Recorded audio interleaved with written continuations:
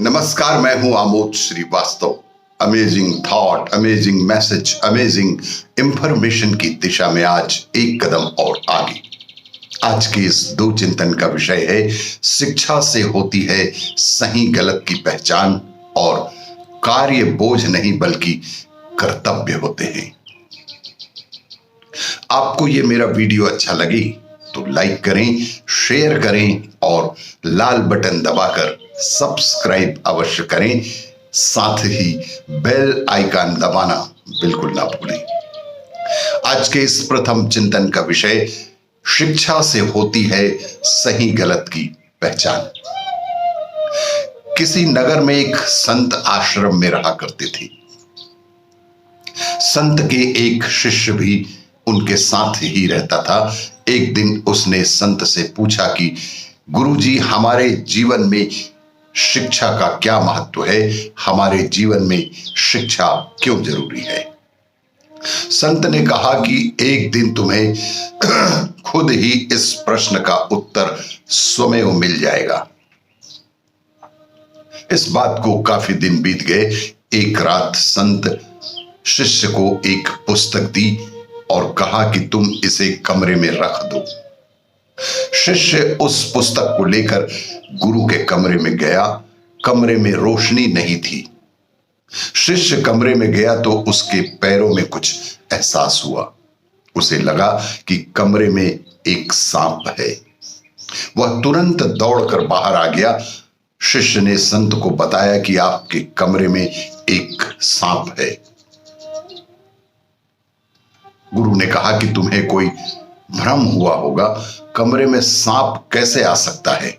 गुरु ने शिष्य से कहा कि दीपक जलाकर कमरे में ले जाओ। अगर सांप होगा तो रोशनी में देखकर वहां से चला जाएगा। गुरु की बात मानकर शिष्य कमरे में पहुंचा। वहां दीपक रोशनी में उसने एक रस्सी देखी जो जमीन पर पड़ी हुई है। शिष्य गलती से रस्सी को ही सांप समझ बैठा था। बाहर आकर शिष्य ने गुरु को पूरी बात बताई। गुरु ने कहा कि पुत्र, ये संसार भी एक अंधेरे कमरे की तरह ही है।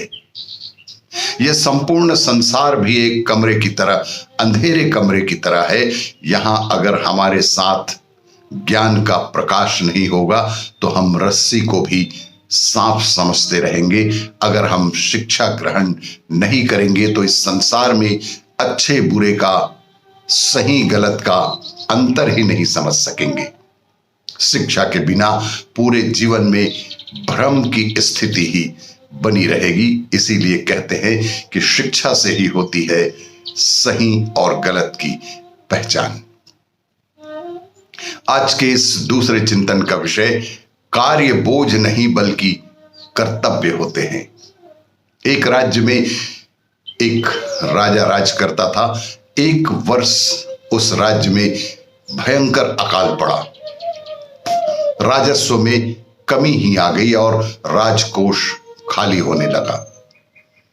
यह देख राजा बेहद चिंता में पड़ गया।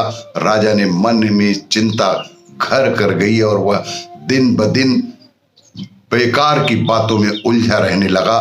और एक दिन राज दरबार में एक सिद्ध साधु पुरुष के पधारने पर उसने अपनी ये समस्या उस साधु महात्मा को सुनाई।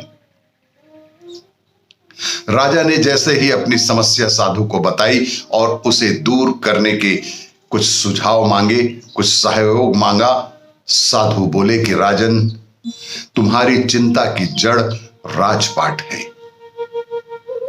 अपना राजपाट पुत्र को देकर चिंता मुक्त हो जाओ। इस पर राजा बोला कि गुरुवर, मेरा पुत्र वह भी मात्र 5 वर्ष का है। फिर ऐसा करो कि अपनी चिंता का भार तुम मुझे सौंप दो। यदि तुम्हारा पुत्र राजपाट संभालने के योग्य नहीं है तो साधु महात्मा ने कहा कि अपना राजपाट मुझे सौंप दो। राजा तैयार हो गया और उसने अपना राजपाट साधु महात्मा को सौंप दिया। इसके बाद साधु ने पूछा कि अब तुम क्या करोगे राजन? राजा बोला, मैं कोई नौकरी कर लूंगा। तब साधु महात्मा ने कहा कि हाँ, ये तो ठीक है, लेकिन यदि तुम्हें कोई नौकरी ही करनी है तो कहीं और जाने की क्या आवश्यकता है? यहीं मेरे राज में नौकरी कर लो। मैं अपनी कुटिया में रहूंगा और राजमहल में रहकर मेरी ओर से तुम ये राजपाट संभालना, यही तुम्हारे लिए अच्छा कार्य होगा। राजा ने साधु की नौकरी करते हुए राजपाट संभाला।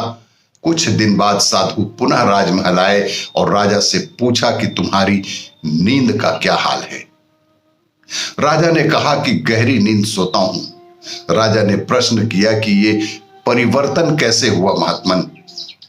साधु महात्मा बोले, राजन, पहले तुमने काम को बोझ बना लिया था, किंतु राजपाट मुझे सौंपने के उपरांत तुम समस्त कार्यों को अपना कर्तव्य समझकर करते हो, इसीलिए बिल्कुल चिंता मुक्त हो। आज के इस वीडियो को यदि आप पसंद करते हैं तो लाइक करें, शेयर करें और सब्सक्राइब अवश्य करें। धन्यवाद।